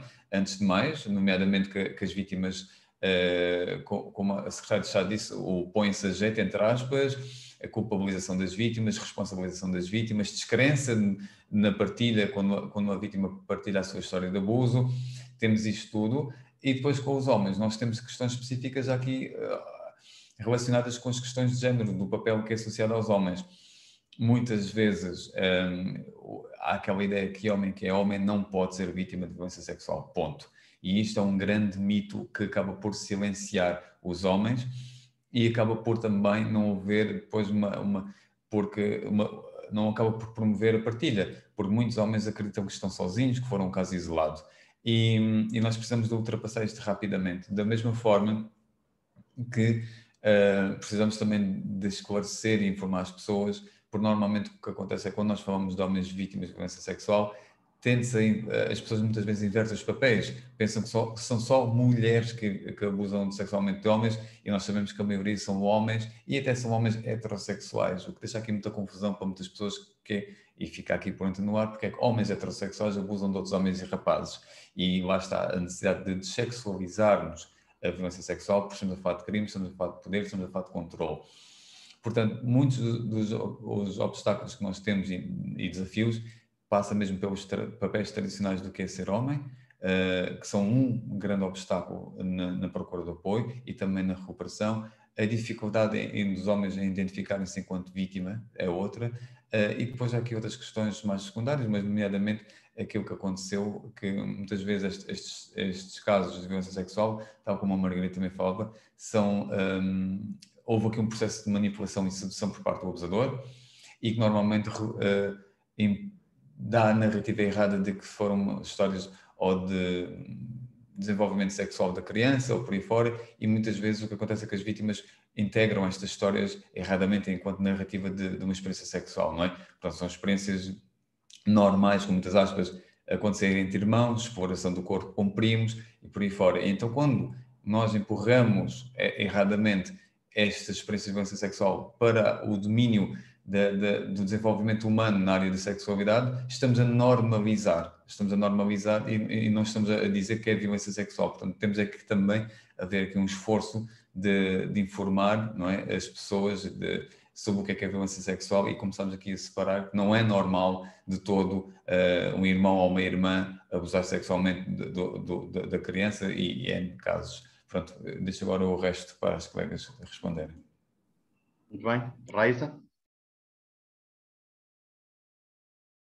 Está sim, Raíza? Sim, okay. Já percebi. Em relação à revitimização, não é? E o sistema de justiça vai um pouquinho ao encontro do que eu falei anteriormente.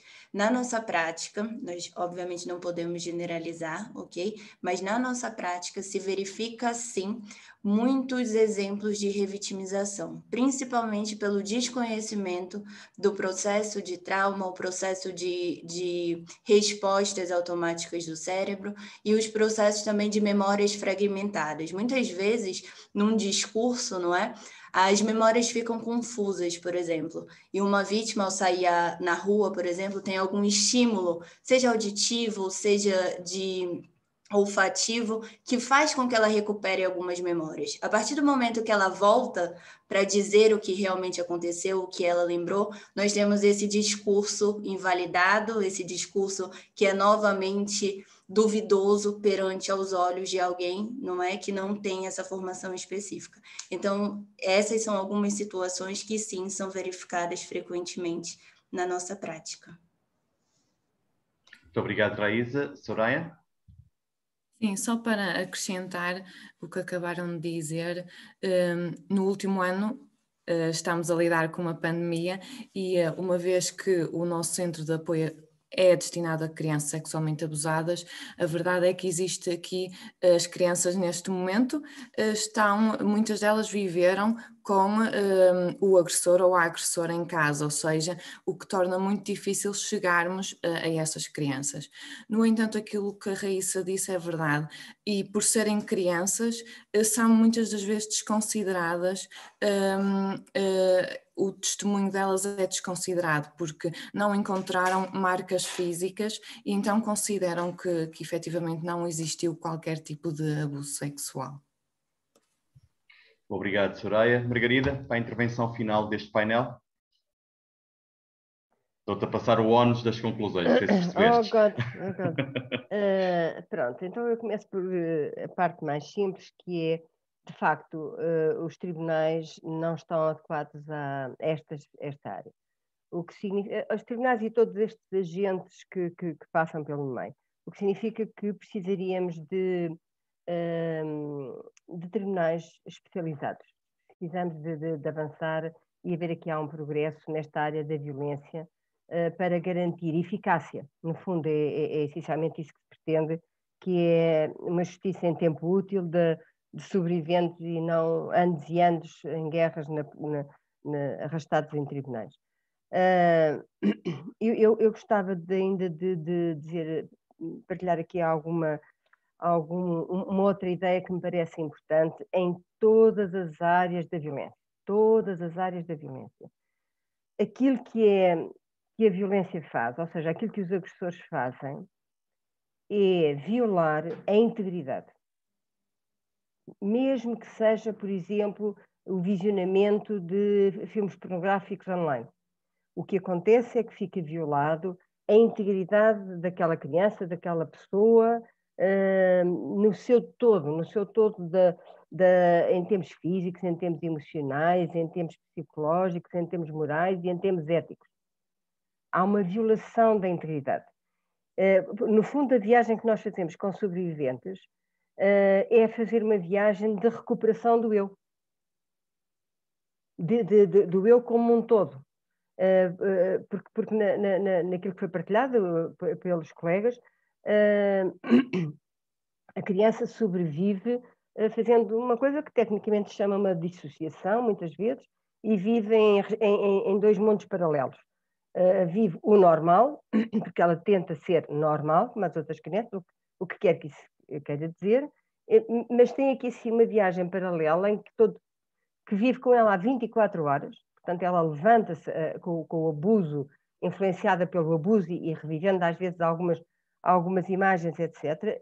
Vive com eles durante o dia, um pouquinho como foi dito pela Raíssa, que ela vai, por exemplo, na rua e ouve um som e pressente um cheiro, e de repente tem um flashback sobre experiências traumáticas que aconteceram na véspera, há 10 anos ou há 20 anos, porque está lá, e portanto o chamado processo de healing, o coping, ou seja, o que ela faz neste mecanismo de dissociação é um processo também de coping, mas o processo de healing e de recovery, no fundo, o que pretende alcançar é a integridade, é integrar os factos do passado e garantir que Hoje ela já não é influenciada por aquelas experiências traumáticas, não é?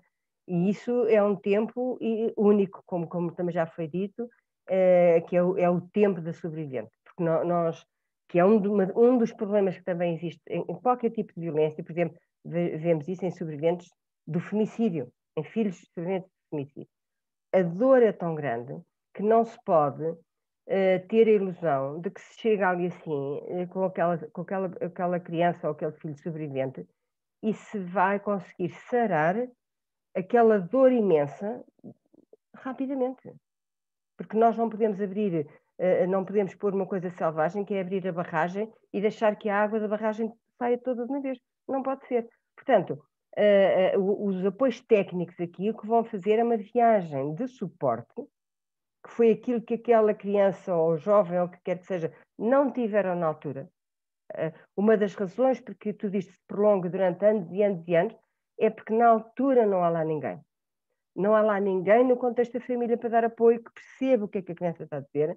Não há lá ninguém de referência da comunidade técnica que a criança possa, ou o jovem possa identificar, eu vou pedir apoio aqui, eu sei que não estou bem, eu preciso de apoio. Estão a ver? Portanto, há aqui um déficit de rede comunitária, pronto, já não se pode pedir às famílias que sejam psicólogos, não se pode pedir isso, mas muitas famílias não estão lá e não percebem o que é que as crianças, os sinais que as crianças dão, como os professores.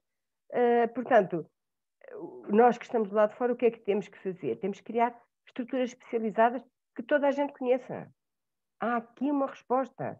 E, portanto, quanto maior for a proximidade ao terreno, quanto mais for dado nome às coisas, no sentido, há aqui uma resposta, mais conseguimos prevenir aquilo que o Ângelo um bocadinho também diz, que é este stress pós-traumático, muitas vezes complexo, que se prolonga no tempo. Portanto, nós temos que investir especialidade, aumentar a acessibilidade de serviços e passar a informação. Ou seja, para além das campanhas, nós temos que passar muita informação. Onde é que está aqui algum tipo de apoio? Se eu pensar, por exemplo, em 2020, a MCV deu apoio a sobreviventes de 20 concelhos. É alguma coisa, mas é pouco, não é? Para a quantidade de concelhos que nós temos a nível nacional. Mas é alguma coisa, portanto, não tivemos só no distrito, no Concelho de Lisboa, embora fosse a maior parte, mas seja como for, houve aqui alguma identificação e alargamento. Pronto, são estas pequenas coisas que fazem a diferença. Obrigada.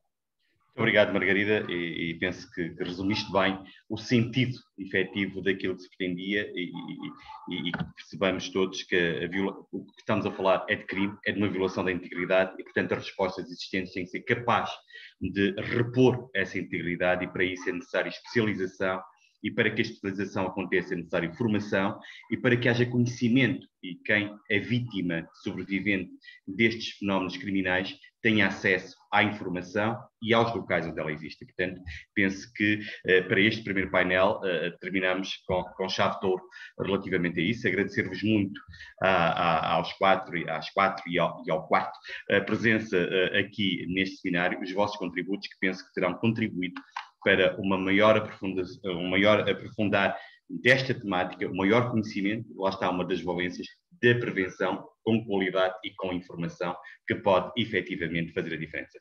Passamos então agora ao outro painel, que vai ser apresentado pela minha colega Marta Silva, sobre precisamente um projeto que visa precisamente capacitar de alguma forma, e este projeto que foi desenvolvido, alguns aqui das presentes estiveram envolvidas também no mesmo, e portanto sabem do que estamos a falar, este projeto sobre a violação nas relações de intimidade. Marta, a palavra é tua e obrigado.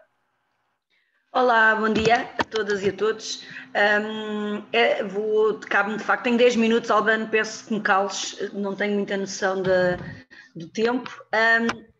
Agradecer a oportunidade de partilhar convosco, com algumas de vós uma vez mais, até porque estão aqui pessoas que participaram de modo muito ativo neste projeto, o projeto de violência sexual nas relações de intimidade, que foi um projeto financiado pela Comissão Europeia, implementado pela SIG, em colaboração, numa parceria formal com o APF, e depois, ao longo do processo, juntaram-se mais mais quatro ONG a APAV, a AMCV, a UMAR e quebrar o silêncio. Portanto, houve aqui de facto um mix entre administração pública e sociedade civil que de facto resultou num projeto que acho que nos deve motivar e repensar uma série de práticas. Eu vou utilizar um PowerPoint só para não perder na informação que gostava de partilhar convosco e peço-te, Albano, que me interrompas quando vis que estou a extravasar o tempo que me foi dedicado. Ora bem. Assim farei. Muito bem, Sr. Vice-Presidente. Ora bem, o projeto, como eu disse, chamou-se Violência Sexual nas Relações de Intimidade e, portanto, traz logo para aqui, para a dimensão do privado e do contexto da violência dentro de casa, a questão da violência sexual, que, como também já foi aqui referido, é uma problemática invisibilizada, mesmo quando abordamos as questões da violência doméstica, e visou, portanto, foi um financiamento comunitário, a SIG candidatou-se diretamente a um programa da Comissão Europeia e viu este projeto aprovado por 2 anos, 2 anos e meio, mais ou menos, entre 2017 e fevereiro de 2020. Portanto, o projeto, no seu todo, durou cerca de 2 anos e meio e teve várias fases. Cá está, o parceiro formal tinha que ser uma organização da sociedade civil para garantir precisamente esta dimensão que falámos e que falaram no painel anterior, de grande ligação à expertise que há por parte das organizações não governamentais no apoio às vítimas deste crime.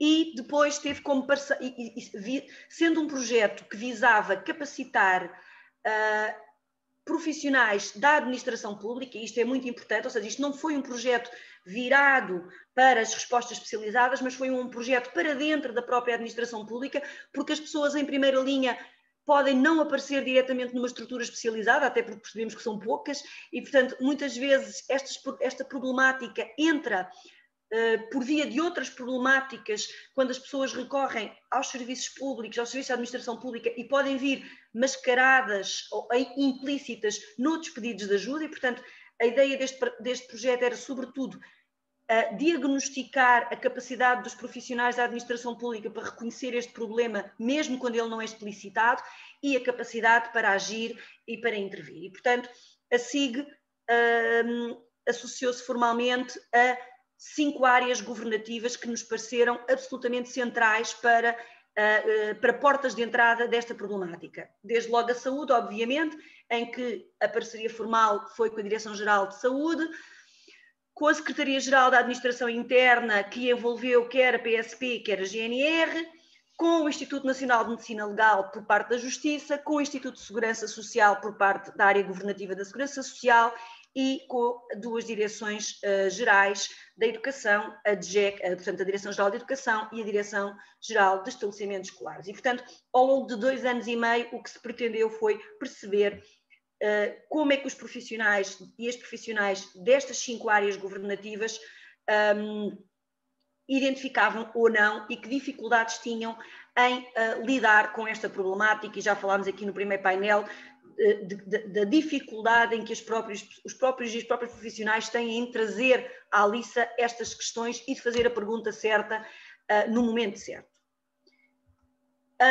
E, portanto, porquê é que escolhemos a violência sexual para este projeto? Porque, de facto, o tal caminho que a Margarida tinha falado e que o Ângelo também já falou, que se tem feito na violência doméstica, tem que ser trazido também para as questões da violência sexual.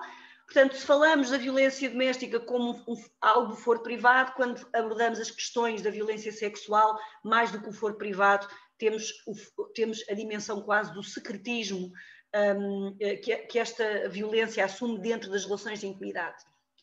E, portanto, entre o privado e o secreto, construímos as nossas representações enquanto profissionais e moldamos as nossas atitudes e comportamentos quando intervimos com as pessoas que nos procuram em qualquer uma daquelas portas de entrada que vimos há pouco. E, portanto, o primeiro grande objetivo deste projeto era conhecer, identificar as dificuldades e as crenças e as atitudes que profissionais de várias áreas tinham e têm em relação à problemática e ao crime da violência sexual ocorrida no contexto da intimidade.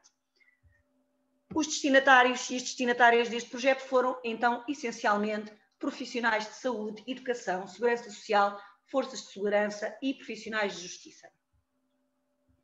O que é que pretendíamos?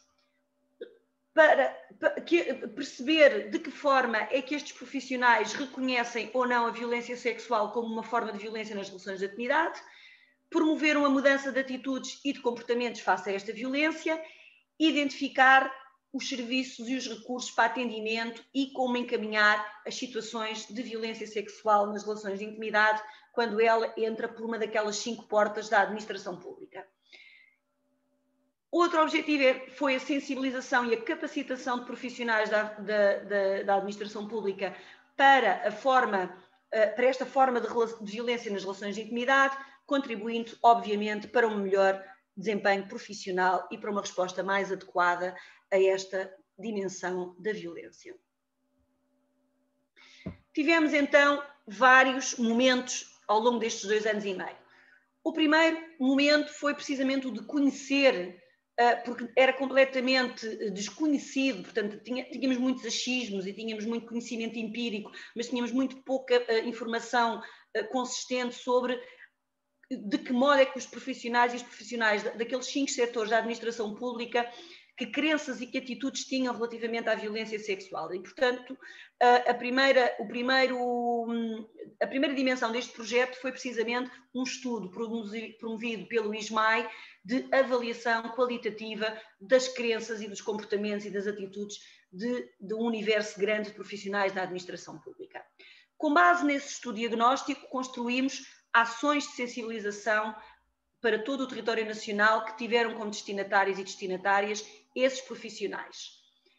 Depois construímos também com base, quer neste estudo, quer nestas ações de sensibilização, uma campanha de sensibilização para profissionais da administração pública que irá, a partir de hoje, em cada um destes 5 setores, obedecer a um programa de comunicação interna e que se dirige muito à atitude profissional e pessoal destes profissionais e destas profissionais na sua área de intervenção, para preparando-os e preparando-as para o momento em que possivelmente atendem uma vítima de violência sexual. E, por último, o projeto terminou com outro estudo de avaliação de impacto de todos os momentos anteriores e que também foi conduzido pela mesma equipa que tinha feito o estudo diagnóstico. O que é que sobressai deste estudo diagnóstico feito logo em 2017 e 2018? Que a violência sexual nas relações de intimidade é transversal aos 5 setores da administração pública, é um problema caracterizado pela opacidade e pela invisibilidade, também já aqui falámos. Que é visto como algo de foro privado ou emerge subtilmente na procura de ajuda das pessoas, nunca de uma forma explícita, mas muito de difícil captação por parte do profissional, porque aparece de uma forma desfocada ou diluída noutras problemáticas e muitas vezes mascarada noutras situações sobre a violência doméstica. Percebemos que mesmo quando a pessoa pede ajuda explicitamente ou apresenta denúncia explicitamente pelo crime de violência doméstica, nem sempre as questões da violência sexual são abordadas e, portanto, mesmo quando a pessoa explicitamente diz que é vítima de violência doméstica, dificilmente lhe é perguntado ou raramente lhe é perguntada a dimensão da violência sexual.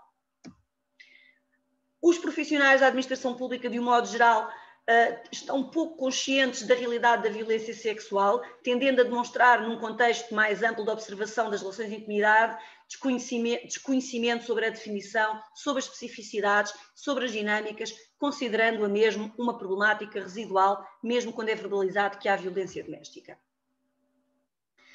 No discurso destes profissionais, destas profissionais, surge mais valorizada a violência física e psicológica em detrimento da violência sexual e advogam e, portanto, reclamam falta de formação especializada, falta de recursos técnicos e de guiões de procedimentos e receio de invasão da privacidade ao abordarem esta questão com a pessoa que procura ajuda. As crenças e atitudes destes profissionais que não têm qualificações específicas em violência sexual são alicerçadas maioritariamente em experiências pessoais, profissionais e do senso comum, sem fundamentação científica e povoadas de vieses e de preconceitos.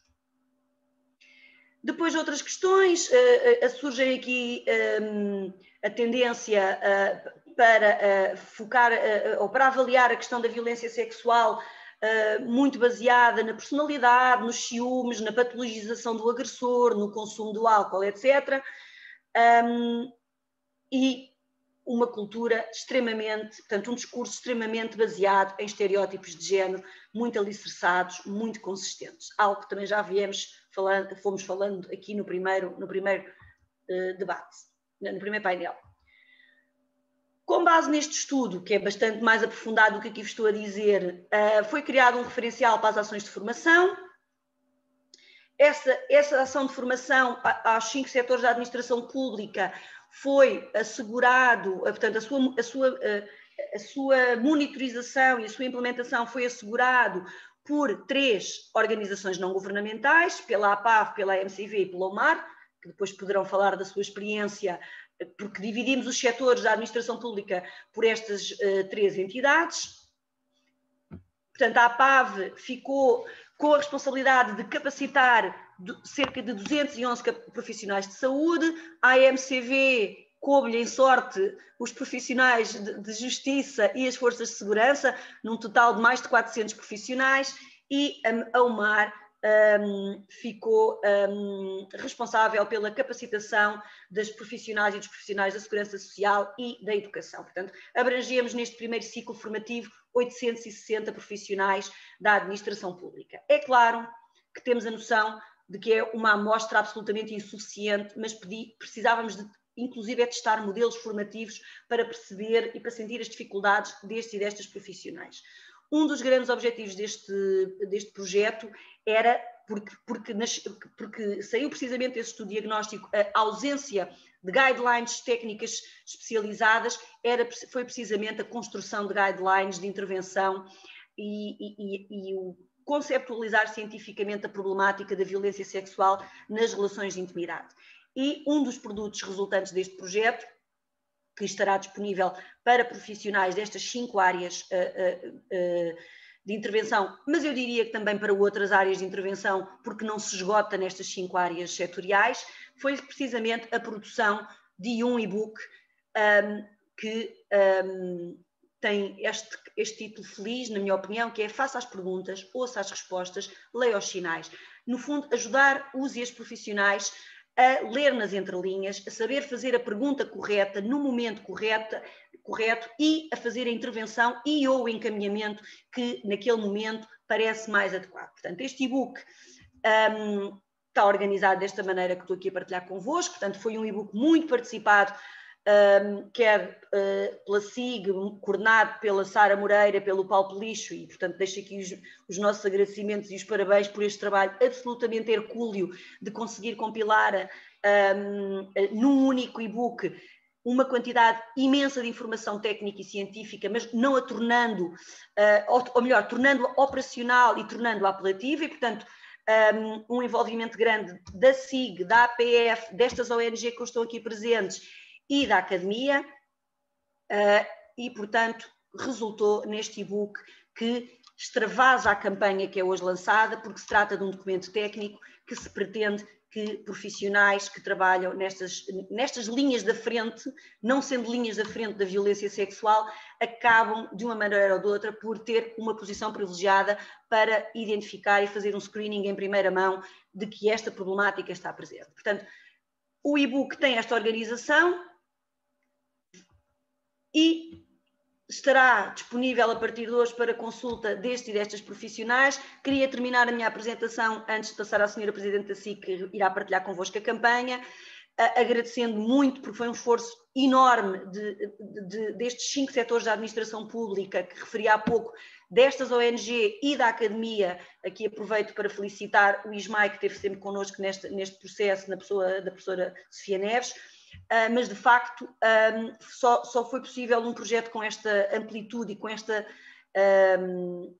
abrangência, porque de facto trabalhámos todos e todas muito proximamente, muitas horas de discussão, muitos debates conceituais e científicos, mas penso que o resultado final estará à vista hoje. E acho que iniciamos, estamos a percorrer o tal caminho que a Margarida Medina Martins há pouco falava, a tal viagem de que é preciso começar por capacitar, sensibilizar e garantir que não se fazem intervenções ad hoc, avulsas e com base no senso comum, com todos os riscos que isso comporta. Obrigada, estarei depois disponível, não sei se é agora, ou se passo já à Sra. Presidente da SIG, Albano. Sim, descompartilhasse a tela, por favor. Descompartilhei. Ok, muito obrigado. E passaria então agora a palavra à Sra. Presidente da SIC, a Sandra Ribeiro, para a apresentação da campanha e depois o encerramento da sessão. Sra. Presidente, a palavra é sua.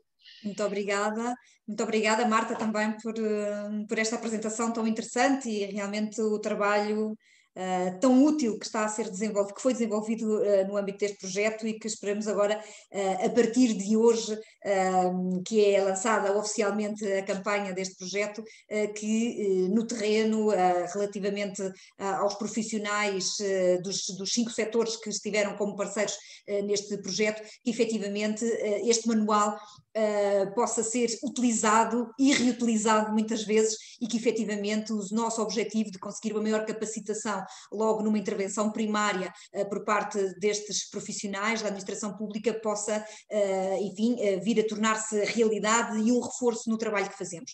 Vou então fazer aqui uma partilha de tela convosco sobre a própria campanha.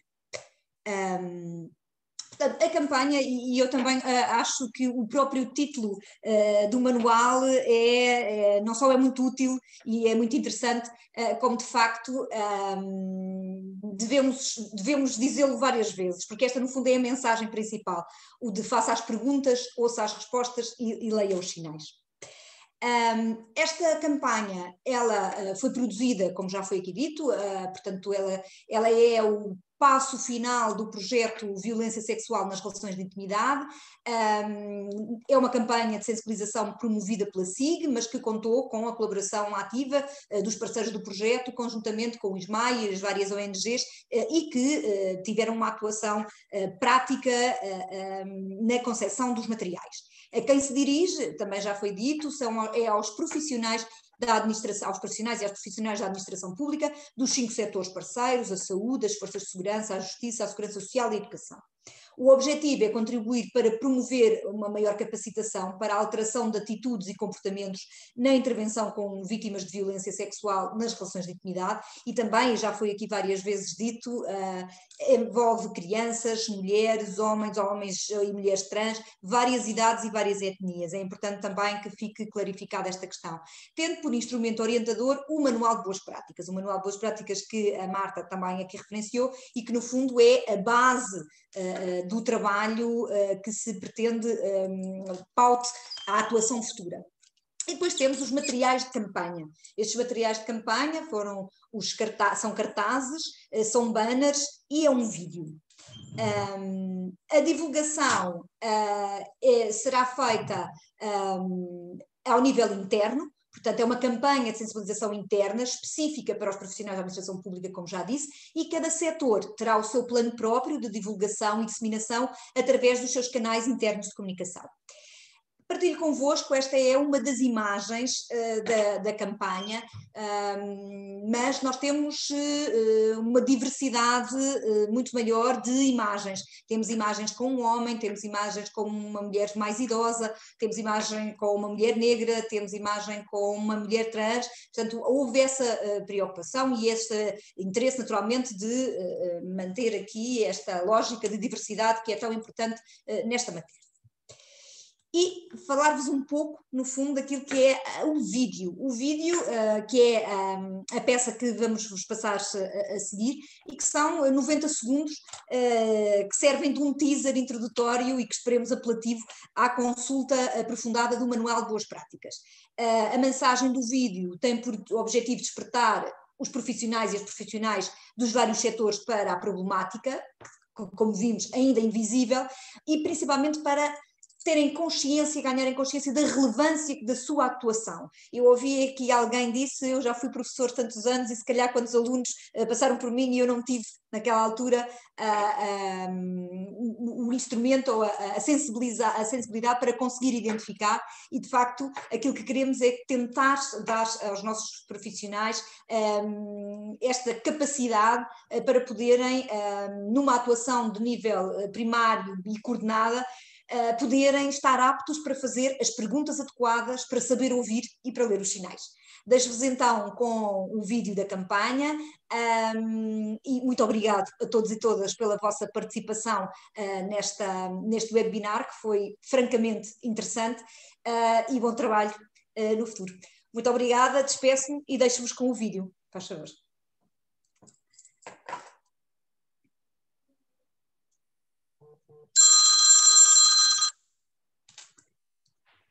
Que deve chegar a qualquer instante. Tem de descompartilhar a tela primeiro. Muito bem. Bem, me parecia que era eu que não estava aqui a fazer o que devia ser. Muito bem, vou interromper. Muito obrigada.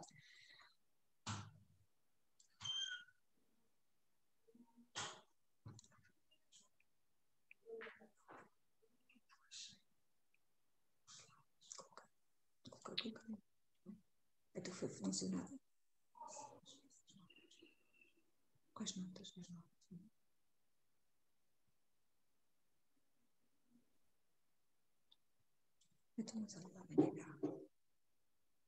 Isto é assim. Não está a entrar a campanha. O Presidente tenha...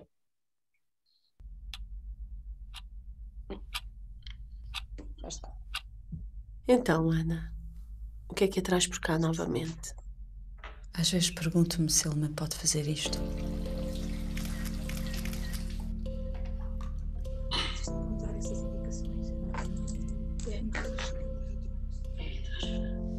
Já estamos juntos há algum tempo e ele está sempre a insistir para termos relações.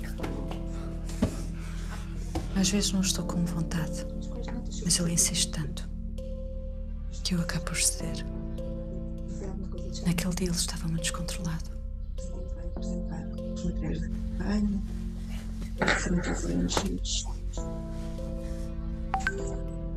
Pedi-lhe para parar, mas foi em vão. A partir de agora, olha para mim, a partir de agora. Fala comigo, pá! Senti-me humilhada. Mas ele depois pede desculpa e diz que não volta a acontecer. Nunca imaginei que pudesse vir a passar por isto. Então, Ana, o que é que a traz por cá novamente? Parece-me que se passa alguma coisa. Eu sei que não é fácil falarmos da nossa intimidade, mas infelizmente há muitas pessoas que passam por experiências violentas nas suas relações, até mesmo de violência sexual. Será que é isso que acontece consigo, Ana? As marcas da violência sexual nas relações de intimidade nem sempre são visíveis. O silêncio também pode ser um grito de socorro. Faça as perguntas, ouça as respostas, leia os sinais. Consulte o manual de boas práticas e saiba como agir.